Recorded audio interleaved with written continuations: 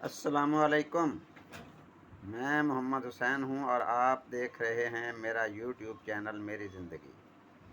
میں کوئی زیادہ پڑھا لکھا نہیں ہوں اور نہ ہی بہت کوئی کامیاب انسان ہوں، لیکن جس طرح کے نشیب و فراز سے گزر کر میں اس اسٹیبل لائف تک پہنچا ہوں وہ میرے نزدیک ایک معجزہ ہی ہے۔ اس لیے مجھے لگتا ہے کہ اپنے ان تجربات سے لوگوں کو آگاہ کیا جائے۔ شاید میرے یہ تجربات لوگوں کے لیے دلچسپی کا باعث ہوں۔